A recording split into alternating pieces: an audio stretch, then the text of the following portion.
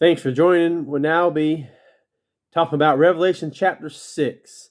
Today I'm going to go through 8 verses, and we'll look at the breaking of the seals. If I could title this, it would be the breaking of the seals. We are now back on earth, as we have seen previously the worship going on in Revelation 4 and 5. Now that the church is removed, we will see what happens. The Holy Spirit's no longer here to hold back the evil. So the earth is about to get his inheritance. The Lamb, Jesus Christ, has opened the deed, and their inheritance is coming. The great tribulation, the earth has never seen anything like this, or we can even imagine. So we come to the 4 horsemen. The 4 horsemen, not the wrestlers. There used to be 4 horsemen in wrestling. So we're not talking about wrestling. But here in verse 1, and I saw when the Lamb opened one of the seals, and I heard, as it was a noise of thunder, one of the 4 beasts saying, "Come and see." So one of the 4 beasts in heaven now that we're just worshiping. Like I said, they're about to get their inheritance here. Since mankind craves darkness, that's what they're going to get. And that should encourage us to spread the gospel to a world that's lost. Verse 2, and I saw, and behold, a white horse, and he that sat on him had a bow, and a crown was given to him, and he went forth conquering and to conquer. So the 4 horses appear as the first 4 seals are open. These horses represent judgment of people of sin and the sin's rebellion, and also the ones that's on the horse. So we see different horses, and then we see ones that sit on the horse, and this represent different parts of judgments. Each one has different colors, as we see. There's be white, red, black, and pale. So we see here this first one's white, and as I was looking to the scholars that study this, they said this could be the Antichrist. According to many of the scholars, they seem in agreement with that. He who sat on it would conquer. So a leader that has power. The reason we don't think it's Christ, because Christ is breaking the seals as a lamb. So most likely one, the Antichrist. Because when Christ comes, he will bring permanent peace, not just temporary peace, as we see here. He says he went out to conquer. He went out to conquer. So many lean towards the Antichrist. If not him, it's a really powerful leader. All the power that's given to the Antichrist, God allows everything to happen. I mean, Satan energizes him. Satan is using this, but he has only a power for a short while. And maybe he's just imitating Christ, whoever this, if it is the Antichrist, as some of the scholars say. So he only has a bow. Notice he does not have an arrow. The no arrow thing, most likely he's coming in peace and unity. No weapon or no war. It's ironic he comes like that. When people are promised peace, most of the time that's a lie to another agenda that's setting up for the Great Tribulation. So when somebody says, "Hey, I'm bringing you peace," most time, most leaders don't mean that. Some maybe do, but most don't. So now we look at verses 3 and 4. And we had opened the second seal. I heard the second beast say, "Come and see." Verse 4. And there went out another horse that was red, and power was given to him that sat thereon to take peace from the earth. So there's one that sat on each one of these horses, just to make note that, yes, the horse has a certain color, that's significance, but there's one that sits on the horse also. And that, in the finished verse 4, and that they should kill one another, and there was given to him a great sword. So red, throughout the Bible, is a symbol of blood. Red horse represents war because of the great sword. Notice the power was given to him to take peace from the earth. So people will be killing each other, going crazy. There's no telling what's going to go on. But he had this power. and it says they should kill one another. So he's taking peace. So there's going to be no peace at all. Sometimes, when it's peaceful afternoon and you can relax. Maybe you get home from work. Maybe you get home from a workout. Maybe you get home from church. Whatever. You're getting home from school. And you feel, okay, I have a peaceful couple of hours. Well, here there will be no peace. People can be going absolutely crazy all over. And this will be just killing each other, as it says right there. And there's given to him a great sword. So the sword will bring destruction. So notice that. So we have the white that's coming to conquer without a bow.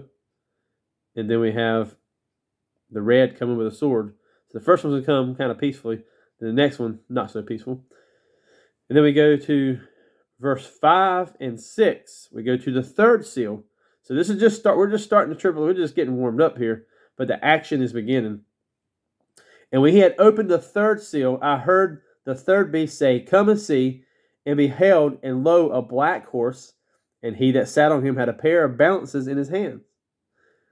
Verse 6, and I heard a voice in the midst of the four beasts say, "A measure of wheat for a penny, and 3 measures of barley for a penny. And see thou hurt not the oil and the wine." So the black horse represents mourning and famine.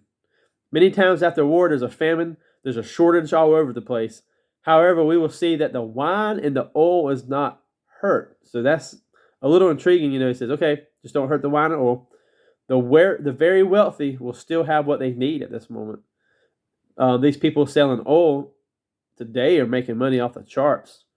And it goes up and down. They make money. They go back down, still make money. I believe there's a depression happening during this time. There could be a depression. I could be wrong. Don't quote me now.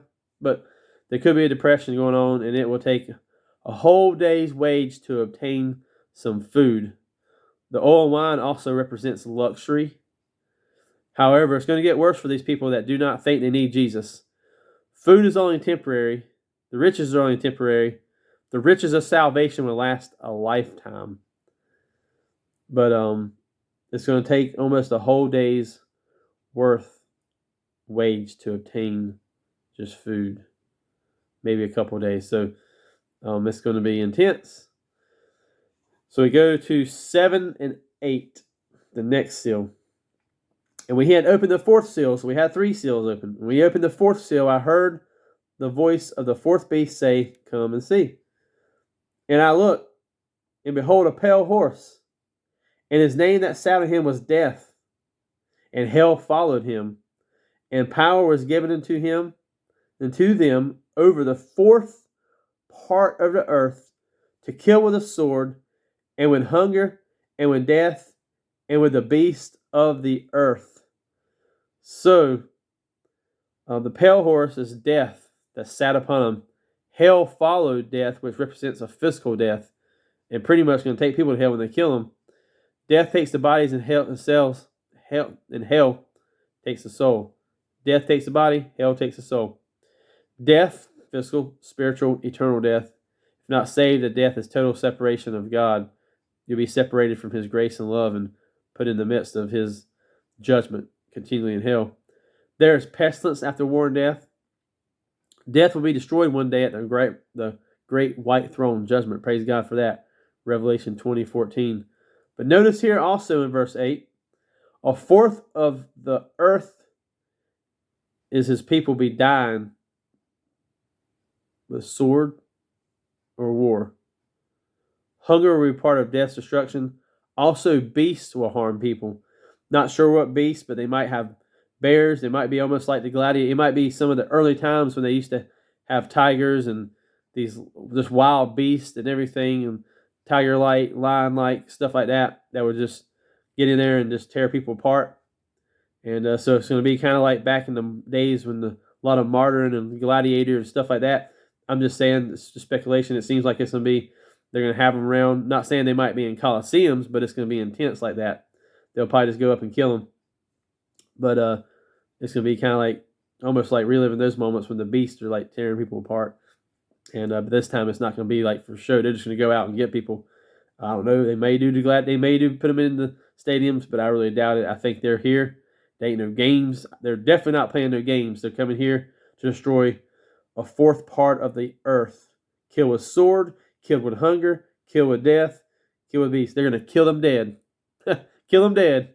But they are going to be these four. So you have these four beasts, and they are going to just tear a place up. Just to recap, it's the white. Most think there's going to be an Antichrist. The first seal going to bring peace, no bow, so no weapon.